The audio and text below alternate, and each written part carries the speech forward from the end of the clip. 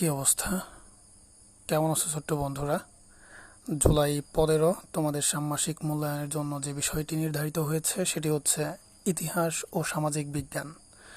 আমি এখানে প্রশ্নের কোনো এক্সপ্লেনেশন রাখিনি, শুধুমাত্র উত্তরমালাগুলো পয়েন্ট আউট করে সাজিয়ে দিয়েছি।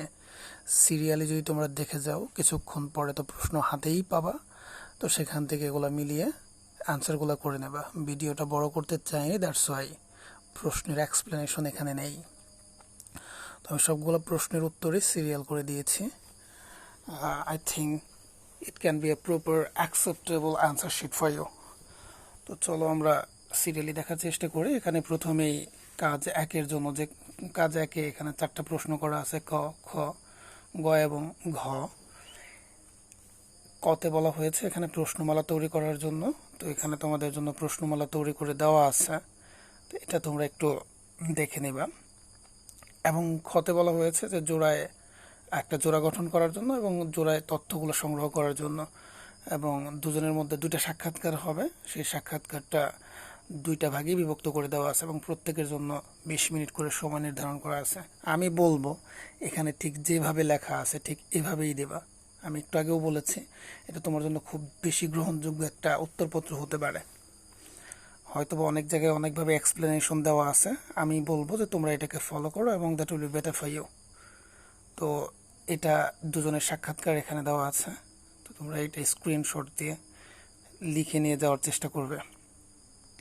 গতে এখানে বলা হয়েছে যে তথ্য সাজানোর জন্য, এতক্ষণ যে বিষয়গুলো তোমরা কথা বললা সেই বিষয়ের উপরই তথ্য সাজানোর জন্য বলা হয়েছে। গতে এই যে ছোট্ট একটা লেখা দেওয়া আছে, খুব বেশি বড় না। এবং কাজ একের ঘ, আমি এটা বক্স করে দিয়ে এখানে আবার একটা ছবি স্ক্রিনশট দিয়ে দেওয়া আছে, আমি জুম করে দেখাচ্ছি। এইখানে এটা হুবহু তোমাদের প্রশ্নেই দেওয়া থাকবে। তোমরা এই বক্সটা করে বা ছকটা খাতায় লিখে এই পয়েন্ট যে 1 থেকে 8 পর্যন্ত যে পয়েন্টগুলো দেওয়া আছে, পয়েন্টসগুলো এখানে আছে, প্রত্যেকটা হের ঘরে তোমরা টিক চিহ্ন দেবা। না, এর ঘরে টিক চিহ্ন দেওয়ার কোনো দরকার নাই, প্রত্যেকটা টিক চিহ্ন হবে হচ্ছে হের ঘরে।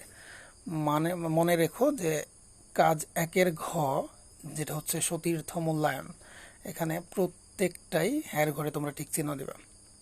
তো এভাবেই শেষ হয়ে গেল আমাদের একের কাজ।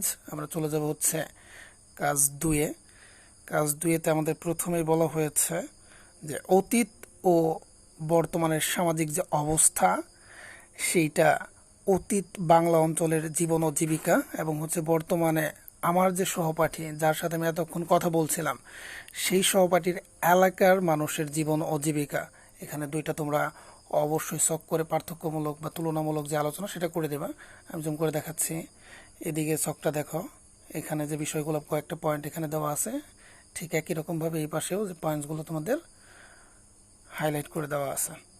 তো এটা ছক আকারে লিখে দেবা। এবং কাজ 2-এর খ, কাজ 2-এর খতে প্রথমে জিজ্ঞেস করা হয়েছে যে ভূপ্রকৃতির বৈশিষ্ট্য ও মানুষের জীবন ও জীবিকার তুলনামূলক ছক। এখানে বাম পাশে আমি ভূপ্রকৃতির বৈশিষ্ট্য এবং ডান পাশে এর বর্ণনা করে দেওয়া আছে। দেখো এখানে আমি জুম করে দেখাচ্ছি, এই নদীমাতৃক যে অঞ্চলগুলো সেখানকার মানুষ কি করে জীবিকা নির্বাহ করে, পাহাড়ি অঞ্চল, উপকূলীয় অঞ্চল, এই 3টাই আলাদা আলাদা করে এখানে দেওয়া আছে। ওকে, তো তারপরে আমরা চলে আসলাম কাজ 3। এখানে দায়িত্বশীল ভূমিকায় আমি, মানে তোমার নিজের কথা এখানে বলা হয়েছে। প্রথমেই কতে তোমাকে বলা হয়েছে আত্মপ্রতিফলনমূলক একটা লেখা লেখার জন্য। দেখো খুব ছোট করে আমি এখানে লেখাটা দিয়ে দিয়েছি, তোমরা এটা এইভাবেই পড়ে যাবে। এবং খতে বলা হয়েছে দল গঠন ও আলোচনা করতে হবে এবং 4 জনকে মিলে একটা দল গঠন করতে হবে। 4 জনকে মিলে, তুমি এখানে আমি যে নামগুলো দিয়েছি এগুলোই দিতে হবে এমন কোনো কথা না। এখানে তুহিন, ফারিন, তারিন এবং আমার নিজের কথা বলা আছে। তুমি এখানে তোমার প্রিয় যে বন্ধুগুলো আছে বা যাদের সাথে বা যাদের নাম মেনশন করতে তুমি একটু বেশি স্বাচ্ছন্দ্য বোধ করবে, তো তাদের নামই এখানে মেনশন করো। তো এখানে ছোট্ট করে একটা লেখা দেওয়া আছে দল গঠন ও আলোচনা, এটা তোমরা লিখে ফেলবা। সবশেষ সব থেকে গুরুত্বপূর্ণ যে উত্তরটা সেটা হচ্ছে প্রতিবেদন 3-এর গ।